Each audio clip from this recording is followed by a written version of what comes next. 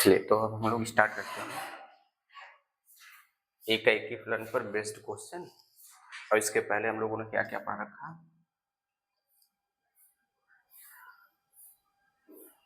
क्या क्या था कि वन वन क्या होता है ना,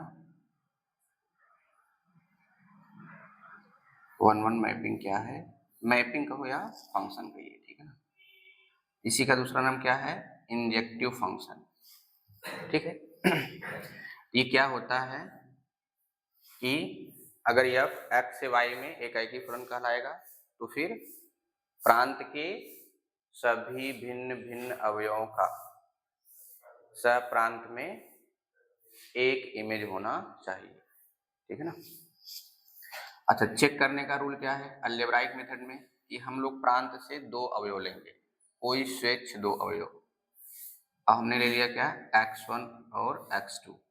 इन पर फंक्शन की वैल्यू अगर बराबर है, सॉल्व करते करते x1 बराबर x2 आ जाना चाहिए for all x1 x2 belongs to domain ना। अगर f क्या है, फंक्शन है x से y में तक। बाकी और आपको दो मेथड बताए गए ना, ग्राफ के द्वारा और फिर कैलकुलस मेथड। ये है अलजेब्राइक मेथड, क्योंकि हम लोग ये चीज सॉल्व करेंगे, बाकी मेथड यूज नहीं करेंगे। ऑब्जेक्टिव क्वेश्चन के लिए हम लोग उसको यूज कर सकते हैं। दूसरा आपका मेथड था ग्राफ।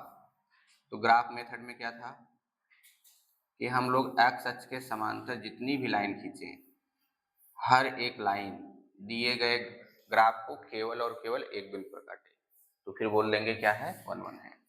और फिर नेक्स्ट था कैलकुलस मेथड में कि दिए गए फंक्शन का डेरिवेटिव करिए और वो हमेशा क्या हो, जीरो से बड़ा ना, या क्या हो, जीरो से छोटा हो for all x belongs to domain. अगर ऐसा है तो फिर हम लोग बोल देंगे एकाएकी है ना। ये इतनी विधियां हैं। चलो इस पर हम लोग क्वेश्चन करते हैं। अच्छा, इसमें एक चीज और, total number of one one mapping ना, इसमें हम लोग क्या क्या पाए थे, एमपीएन था ना, ऐसे जब m ग्रेटर देन n, और फिर फैक्टोरियल n था जब m बराबर n था। देखो मैपिंग हम लोग ऐसे लेके चल रहे हैं, इसमें नंबर ऑफ एलिमेंट n, इसमें m, ठीक है, तब जा करके वन वन फंक्शन ये बने। और फिर क्या हुआ था कि n ग्रेटर देन m, या इसको ऐसे लिख दिए m लेस देन n। तो इस स्थिति में कितने बने थे, total number of one one mapping 0, ठीक है ना। तो इतनी सारी चीजें हो गई थी। अब हम लोग क्या करते हैं, इस डिफिनेशन का यूज करके वन वन मैपिंग के क्वेश्चन कैसे सॉल्व करेंगे। तो क्वेश्चन है, क्या f from natural to natural जो fn is equal to n square plus n plus 1 द्वारा परिभाषित है,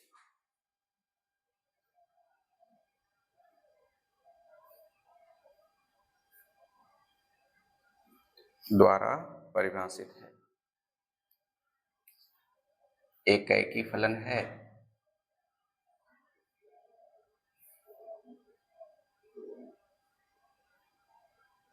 ना।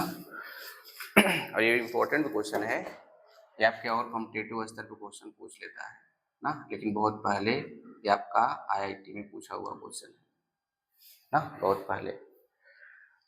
अब इनके सॉल्यूशन का वर्किंग रूल क्या है, देखो क्वेश्चन पढ़िए, वो फंक्शन कहाँ से कहाँ डिफाइन किया है, फिर उसने फार्मूला क्या डिफाइन किया ना।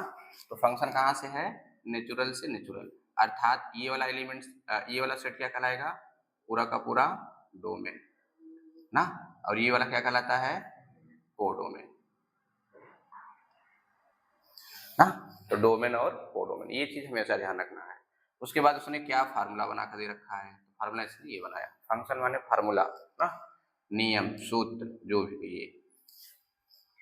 तो अब अगर हमको 1 1 प्रूव करना है तो फिर क्या लेना पड़ेगा, दो स्वेच्छ अवयव, कहाँ से ना, प्रांत से। तो फलन दिया हुआ है, देख लीजिए, फलन f from n to n में, सॉल्व करते वक्त भी आप ऐसे लिख लिया करिएगा, एफ एन क्या दिया हुआ है, n square n plus one ना, where n belongs to natural number. तो एन लेंगे वो कहाँ से लेंगे, नेचुरल, चाहे तो आप ऐसे भी लिख सकते हैं फॉर ऑल, यानी हर नेचुरल नंबर के लिए, तभी तो फलन है ना। तो अब क्या करना है, माना प्रांत एन का कोई दो स्वेच्छ अवयव,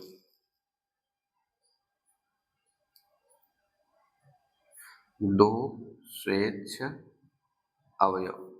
अब हम लोग यहाँ पे n1 व n2 लेते हैं। देखो x में होता है तो हम लोग x लिखते थे ना, x1 जैसे लिखा होगा वैसे लेंगे। तो n लिखा हुआ है, ये ले लीजिए ना।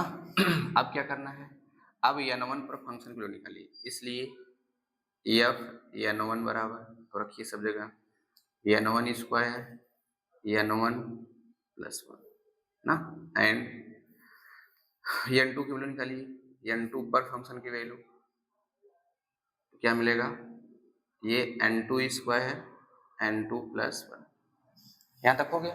अब उसके बाद क्या था सेकंड स्टेप, कि एफ एक्स वन बराबर एफ एक्स टू करेंगे, ठीक है ना।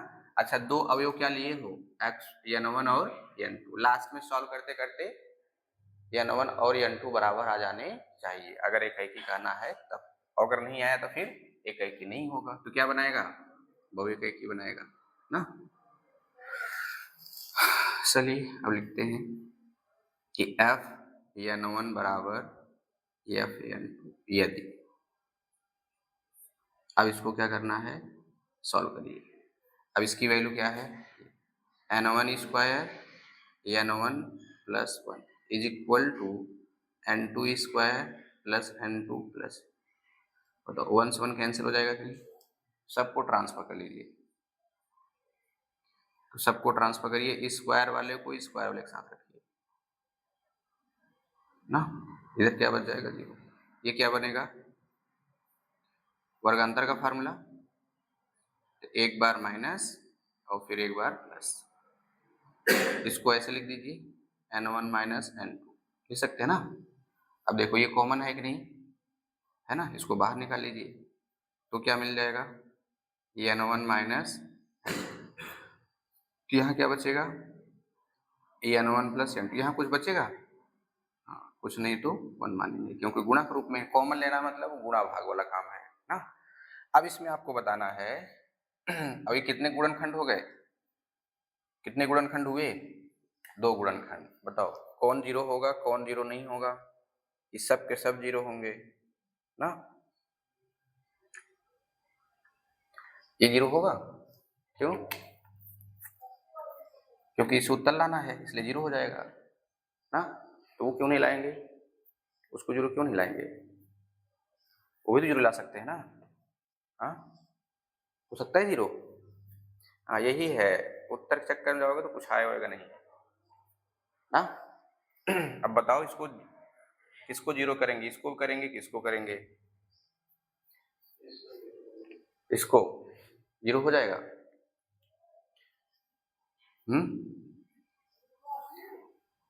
जीरो हो जाएगा कि नहीं,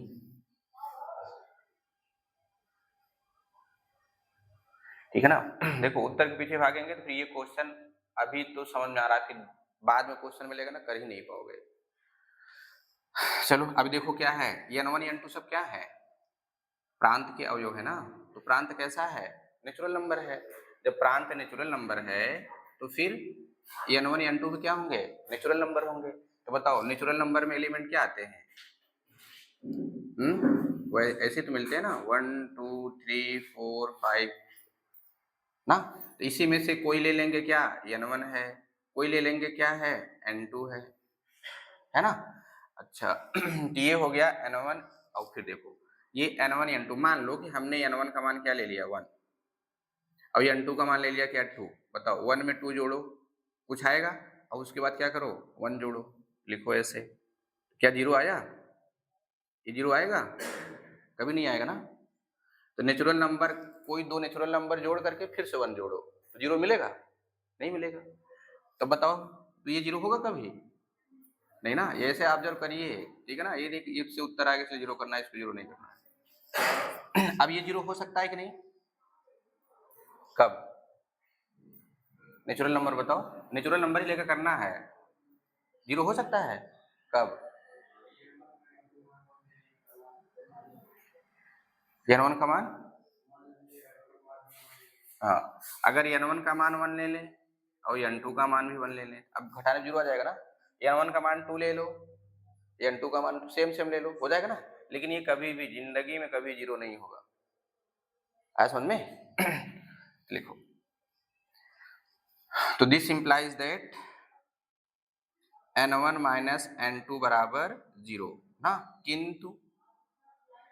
किंतु n1 plus n2 plus 1 not equal to 0,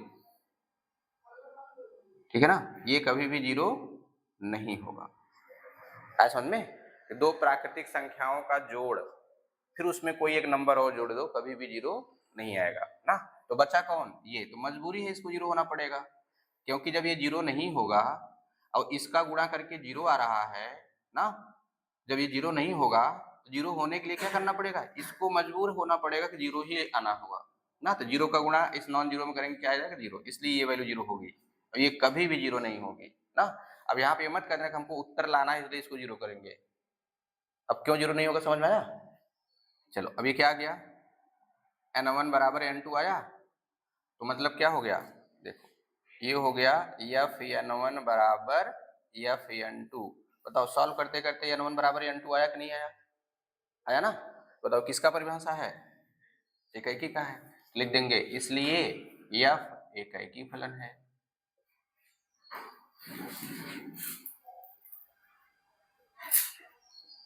ऐसा समझ में? एकैकी फलन हम लोग कैसे चेक करेंगे, क्लियर हो गया? फिर से एक बार देख लो, क्या फलन f from natural to natural जो कि fn बराबर n square plus n plus 1 द्वारा परिभाषित है, एकैकी फलन है। तो अगर कोई फंक्शन दिया रहे ना, सॉल्व करते समय पहले उसको पहचानो ना। अब जैसे मान लो रास्ते में आपसे कोई मिल गया, अब उसने कहा चलोगे भाई, आपको बैठा के चलता हूँ बनारस छोड़ दो, ऐसे चले जाओगे? नहीं ना, पहले पता करो कहाँ जा रहा है, किस प्रकार का आदमी है, पता लगा किडनैपर का होता ना। अब बनारस का पता नहीं किस दुनिया में छोड़ देगा, है ना, जहाँ से वापस आना नामुमकिन है। ऐसे हम लोग यहाँ भी क्या करेंगे, पहले फंक्शन को पहचानेंगे, एकैकी आच्छादक जो भी प्रूव करना हो, पहले फंक्शन पहचानो कहाँ से कहाँ परिभाषित है, और जहाँ जहाँ परिभाषित उसका डोमेन क्या है, कोडोमेन क्या है, नंबर उसके एलिमेंट किस प्रकार होंगे, उसकी प्रॉपर्टियां क्या होंगी ना। इतना सब आएगा तब जाकर के आगे क्वेश्चन हल करने में सक्सेस हो पाएंगे। उसके बाद बाकी जिस चीज को चेक करना है उसका परिभाषा क्या है, फार्मूला क्या है ना, उसकी क्राइटेरिया क्या होगी सिद्ध करने के लिए। तो ये नेचुरल नंबर से नेचुरल नंबर, अर्थात डोमेन में नेचुरल नंबर है, को डोमेन में भी क्या है, नेचुरल नंबर है। अब नेचुरल नंबर आपको पता है ना इस टाइप का होता है, काउंटिंग नंबर इसे बोलते हैं। इनकी प्रॉपर्टी क्या है कि दो प्राकृतिक संख्याओं का जोड़ गुना सदैव प्राकृतिक संख्या होती है ना। तो इस फंक्शन माने क्या बताया गया, फार्मूला, इसने डिफाइन कर दिया इस तरीके से ना। अब बताना कि जो फंक्शन है ना क्या एकैकी है।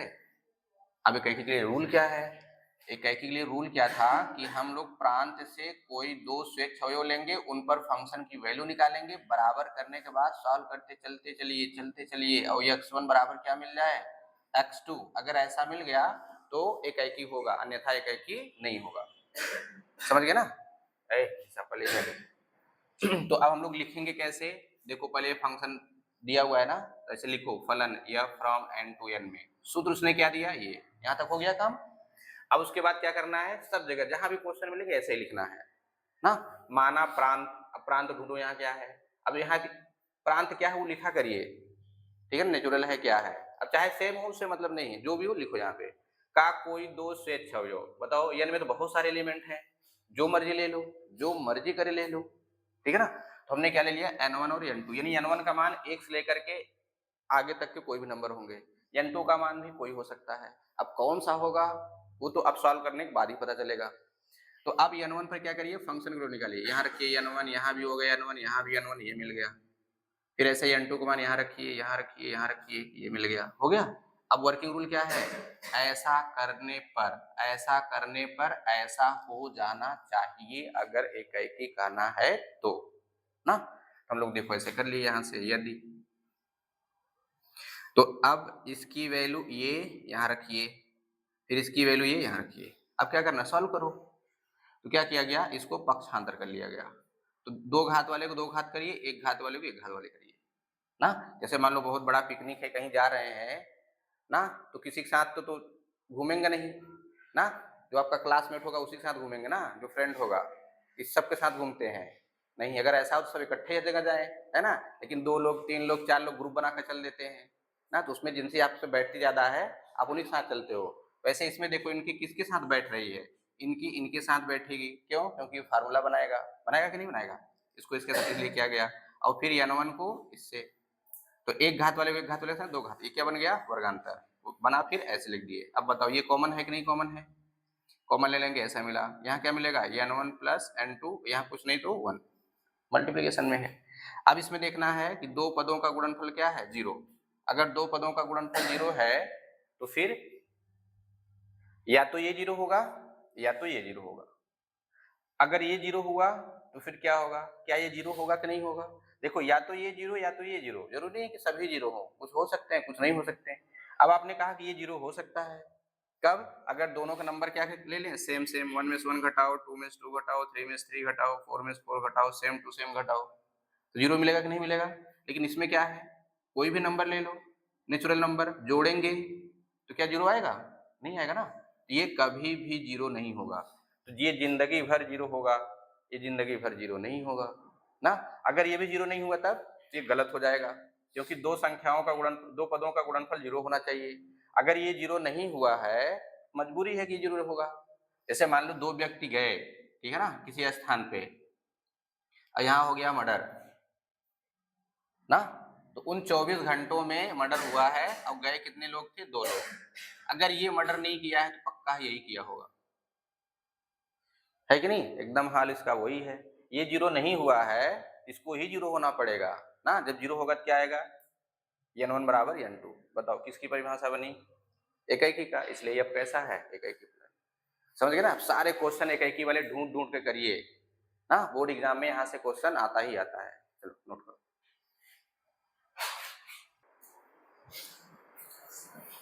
अब इस पर हो गए 3 क्वेश्चन हो गए ना, इस पे समझ में आ गया, कोई दिक्कत है।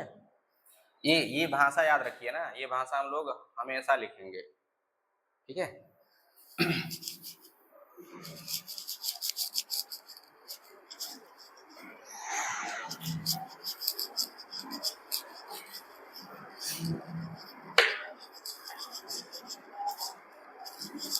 मेहनत करो खूब अच्छे से और टेंशन लेकर के नहीं, और पढ़ते पढ़ते इससे नौकरी वगैरह ना मिले तो ऐसा नहीं कि आप बेकार हो ना।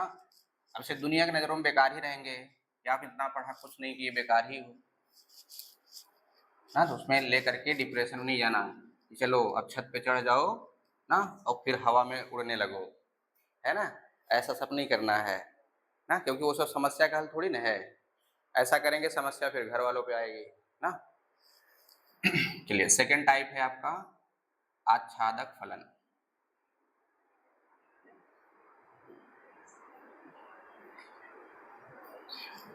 आच्छादक फलन, नौकरी पा जाएंगे फिर भी समस्या रहेगी, नौकरी नहीं पाएंगे फिर भी समस्या रहेगी ना।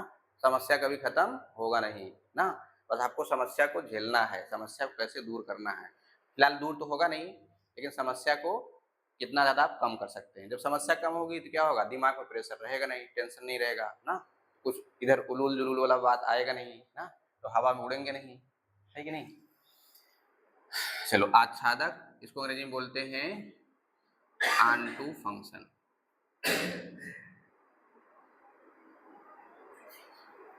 Are surjective function.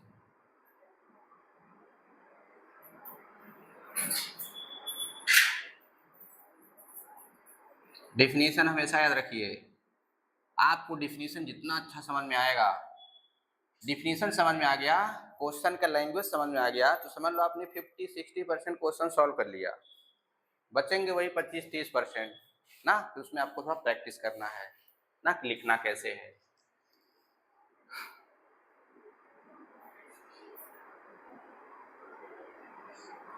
चलिए, फलन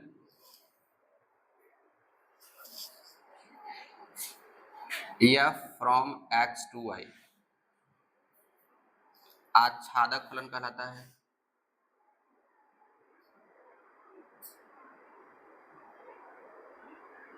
देखो, कहलाता है, कहलाएगा, कहते हैं ना, कहेंगे, जो भी लिखना हो वो सब सेंटेंस पर डिपेंड करेगा। इधर का, के, क्यू, ये सब होगा, इधर तो चेंज हो जाएंगे। फलन या फ्रॉम x टू y, देखो सबसे पहले फलन होना चाहिए, इसीलिए देखो क्या लिखा गया, फलन। अब सीधा नहीं लिखा गया आच्छादक फलन। अगर आच्छादक फलन करके चेक करना, पहले चेक कर लेना फलन है कि नहीं, लगे फलन है ही नहीं, लगे चेक करने आच्छादक अंतरक्षेपी सब है ना। तो फलन या फ्रॉम x टू y आच्छादक फलन कहलाता है।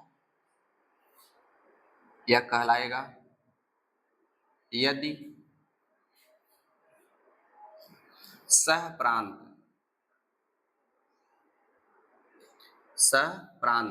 y का प्रत्येक अवयव, अभी हम लोग इसके पहले क्या कहते थे, प्रांत का प्रत्येक अवयव ना, सह प्रांत y का प्रत्येक अवयव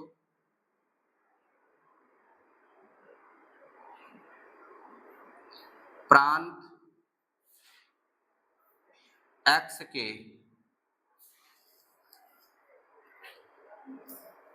प्रांत x के किसी न किसी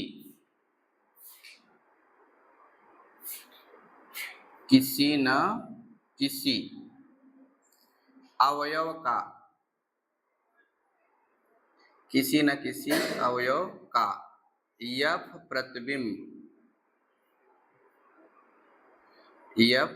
प्रतिबिंब अवश्य हो।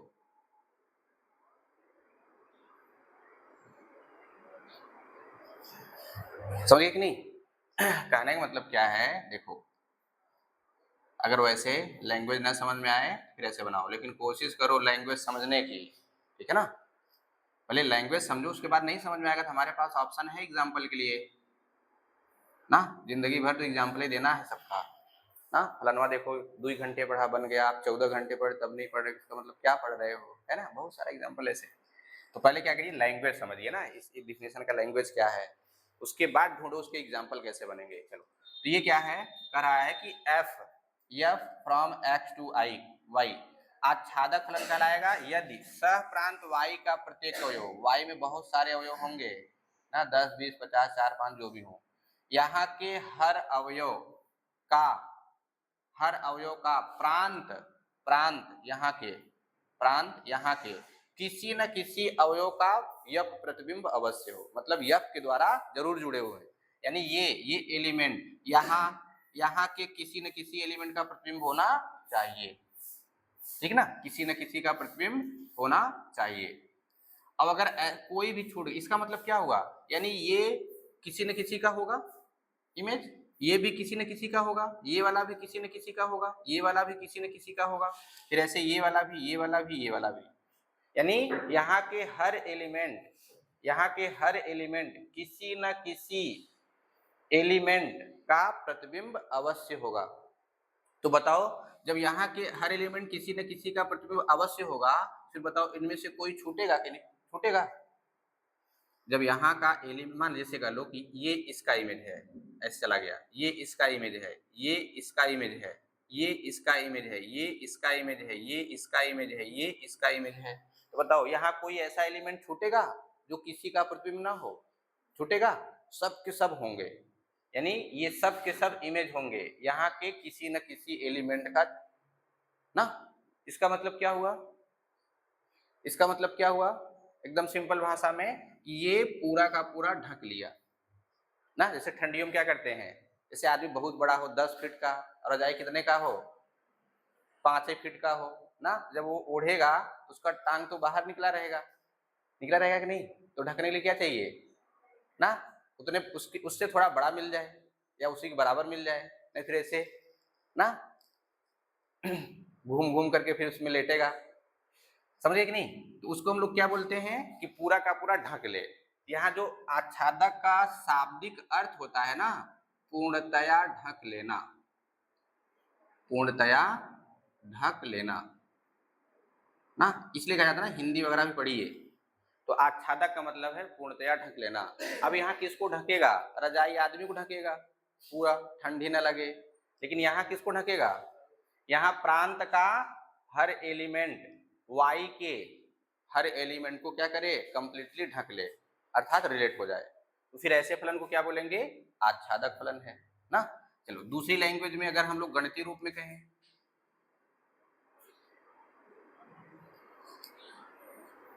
गणितीय रूप में ना, फलन f from x to y आच्छादक फलन कहलाएगा।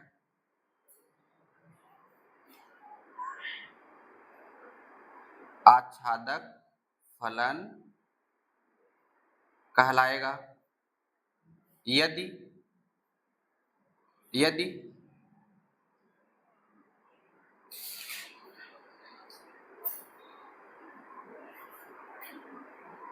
रेंज ऑफ f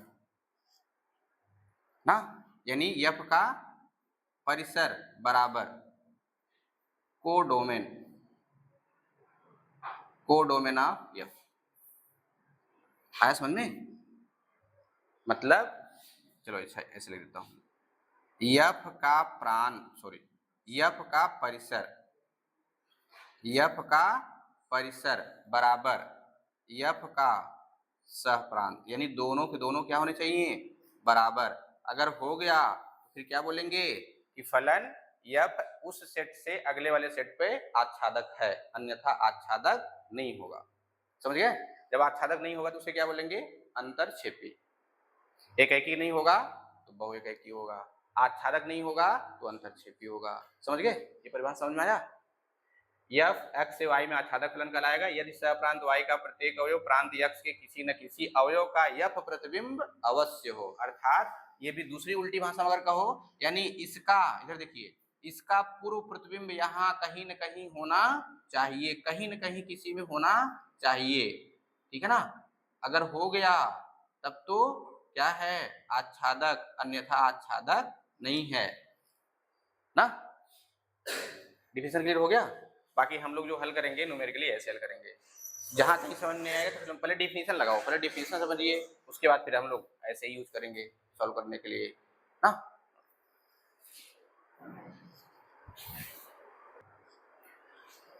चलो ये तो हिंदी ट्रांसलेशन हो गया ना, ये ऐसे भी आप लिख सकते हैं, यानी एफ एक्स की जो वैल्यू आए किसके बराबर हो? सीधा सीधा वाई के ना, ऐसे मतलब वही है। आ गया समझ में?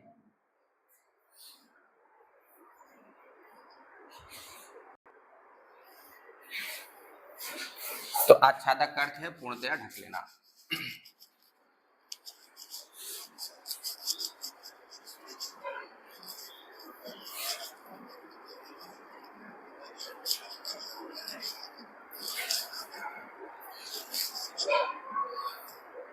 एक छोटा सा एग्जांपल बता दें क्या? चलो एक छोटा सा एग्जांपल कर लो, फिर तो फिर और वैसे हमने यहाँ बता भी दिया है, अब थोड़ा एलिमेंट लिख करके कर लेते हैं। वो भी ये तीर द्वारा है एग्जांपल ना, और बाकी हम लोग एग्जांपल इसके करेंगे 2-4 क्वेश्चन। अब जैसे हमने ले लिया यहाँ क्या, x1, x2, x3, x4, x5। अब यहाँ हमने ले लिया क्या, y1, y2, y3। चलो पहला तीर द्वारा है। अब देखो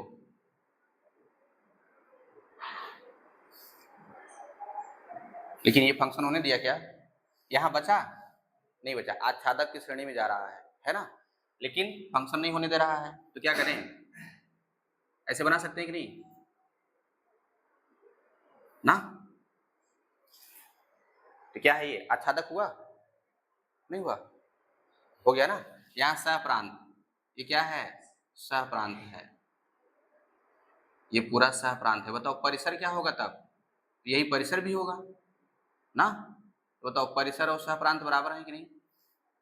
परिसर में क्या आया 1 y1 y2 y3, सहप्रांत में क्या आया y1 y2 y3, तो बराबर हो गए, तो क्या बन गया onto फंक्शन। क्लियर? चलो सेकंड एग्जांपल,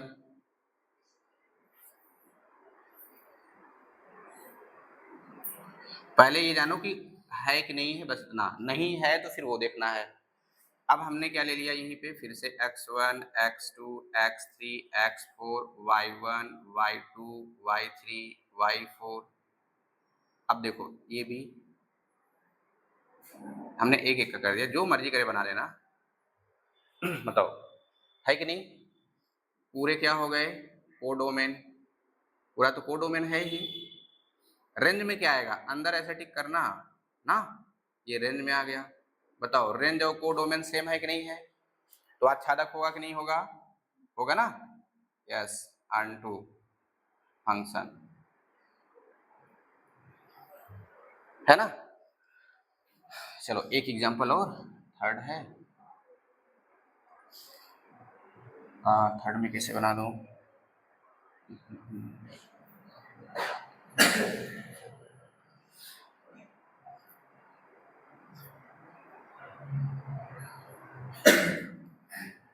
वैसे चल जाएगा, चलो इतना एग्जांपल फिर बनाएंगे, ऐसे ही बन जाएगा। आगे समझ में? तो दोनों दोनों कैसे हैं onto, अभी हम लोग केवल यही जानेंगे onto क्या है ना, किस प्रकार का दिखेगा, एरो में कैसे दिखेगा, किस प्रकार के एलिमेंट्स जुड़ेंगे ना। अच्छा देखो ये क्या है, onto है ना, 1 1 है क्या, नहीं है, तो क्या बन गया मेनी वन, यानी बहु एक आच्छादक, यानी मेनी वन onto, ये बताओ ना, एकाएकी आच्छादक है, एकाएकी आच्छादक है। अब यहां से थोड़ा निष्कर्ष निकालो, क्या एकाएकी आच्छादक हो सकता है? हाँ एकाएकी आच्छादक हो सकता है, हो सकता है, हाँ हो भी सकता है। हाँ चलो एग्जाम्पल में देखता हूँ, x1 x2 x3 हमने ले लिया क्या y1 y2, ये हो गया f from x to y। बताओ हमने ऐसे बना लिया ना, बताओ एकाएकी है कि नहीं है? ओहो अभी गड़बड़ चल रहा है ना, अभी गड़बड़ चल रहा है। अब चलो एकाएकी है, आच्छादक है, नहीं है, क्यों? क्योंकि y4 ना, सह प्रांत y का अवयव y4 प्रांत x के किसी अवयव का प्रतिबिंब नहीं है, इसलिए यह आच्छादक नहीं है। 1 1 1 1 यस, onto नो, समझ गए? लेकिन अगर आच्छादक हो गया तब तो 1 1 हो सकता है। यहाँ देखो 1 1 है, लेकिन यहाँ 1 1 है नहीं, यानी आच्छादक हो जाने पर, आच्छादक हो जाने पर 1 1 की कोई गारंटी नहीं है, 1 1 के हो जाने पर आच्छादक की कोई गारंटी नहीं है, ठीक है ना।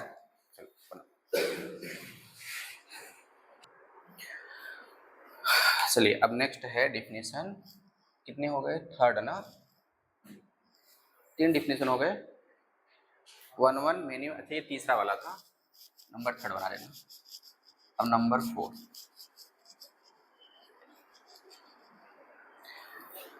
उसको आप लोग काउंटिंग में नंबर थर्ड बनाइए। 4 क्या है, अंतरक्षेपी फलन,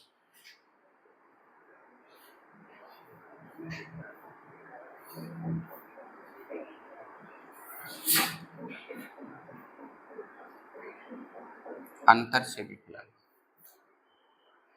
इनटू फंक्शन,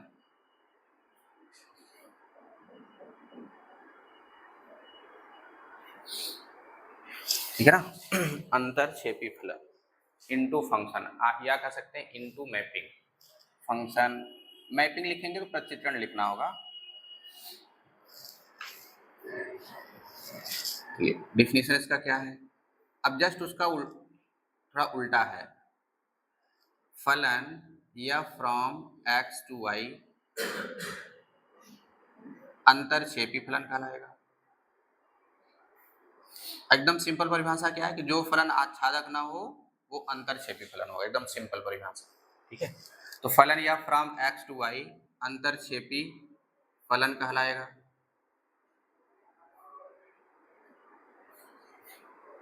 अंतरक्षेपी फलन कहलाएगा। यदि यदि सह प्रांत y का कम से कम सह प्रांत y का कम से कम एक अवयव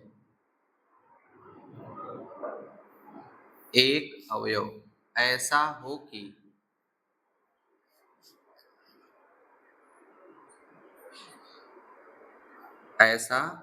कि जो प्रांत x के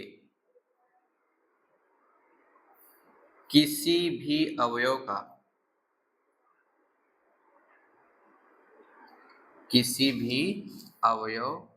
का यफ प्रतिबिंब न हो। यफ प्रतिबिंब का मतलब है कि नियम यफ के द्वारा प्रतिबिंब न बने।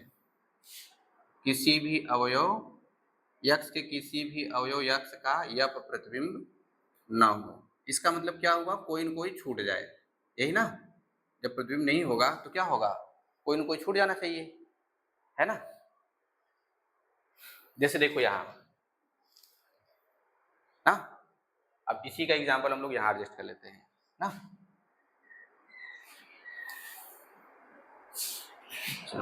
तो हम लोग क्या लिए, एक फंक्शन लिए x से y में, एग्जांपल से फिर डिफिनेशन पे आइए। x में कितने एलिमेंट है, x1 x2 x3, y में कितने हैं, y1 y2 y3 y4। ठीक है। अब देखो यहाँ पे, अगर f को x से y में अंतरक्षेपी फलन बोलना है तो फिर सहप्रांत y में कम से कम एक एलिमेंट ऐसा मिले जिसका प्रांत x के किसी भी अवयव का यह प्रतिबिंब न हो। अर्थात इसमें किसी भी एलिमेंट, कोई भी एलिमेंट यहाँ जाकर के किसी एक एलिमेंट से रिलेट ना हो ना। बताओ, x1 y1 जुड़ गया, x2 y2 जुड़ गया, x3 y3 जुड़ गया, अर्थात x3 का प्रतिबिंब y3, x2 का प्रतिबिंब y2, x1 का प्रतिबिंब y1, किसके द्वारा, यफ के द्वारा। यानी x1 का यफ प्रतिबिंब y1, x2 का यफ प्रतिबिंब y2, x3 का यफ प्रतिबिंब y3। जो हम लोग यहाँ लैंग्वेज लिखे उसका मीनिंग बता रहे हैं, ठीक है। लेकिन बताओ ये किसका प्रतिबिंब है, किसी का है नहीं, है ना।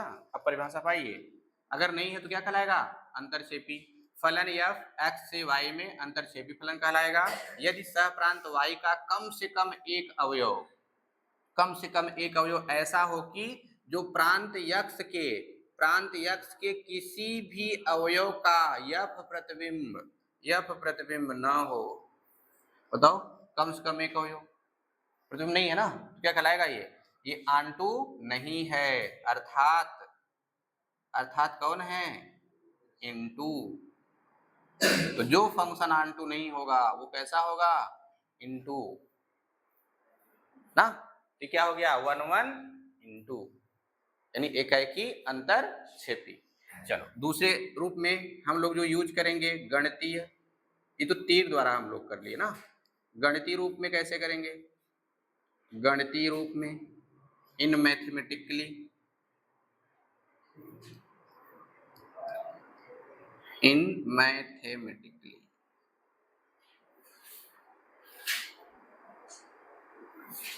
ना, गणितीय रूप में कैसे कहेंगे, फलन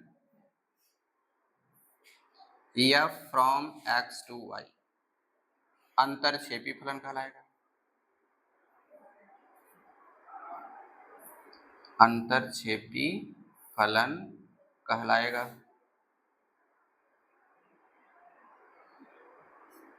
यदि अच्छा ये बताओ, इसका रेंज क्या आएगा, इसका रेंज y1 y2 y3, सही है ना। अच्छा, कोडोमेन क्या होगा, कोडोमेन हो गया y1 y2 y3 y4। बताओ, रेंज कोडोमेन का मतलब क्या है, समुच्चय। तो क्या बराबर है, नहीं है। जब बराबर नहीं है since range not equal to codomain, range codomain के बराबर नहीं है ना, अर्थात क्या कह सकते हैं कि रेंज बराबर नहीं है ना, तो क्या कहलाएगा, सबसेट। क्या कहलाएगा, सबसेट ना। यानी ये y हो गया और ये क्या हो जाएगा, ऐसे ये। लेकिन आंटू में क्या था, बराबर था, बराबर, लेकिन इसमें बराबर है नहीं। तो अगर किसी फलन को अंतरक्षेपी फलन कहना है x से y में, तो क्या लिखेंगे कि f x ये प्रॉपर सबसेट y ना, या फिर ऐसे लिख दो कि f का परिसर ना, f का सहप्रांत।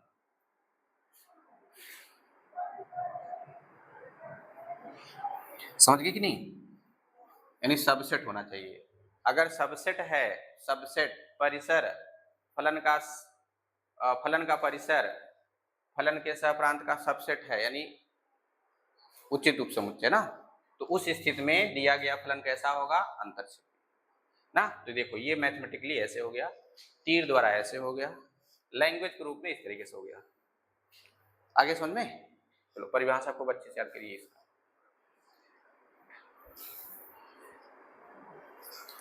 डिफिनेशन को याद करिए। चलिए अब नेक्स्ट डे हम लोग पढ़ेंगे कि वर्किंग रूल क्या है ना, how to check the given function is onto and into ना, कि दिया गया फलन अंतरक्षेपी है कि आच्छादक है, हम लोग उसे कैसे चेक करेंगे। ठीक है।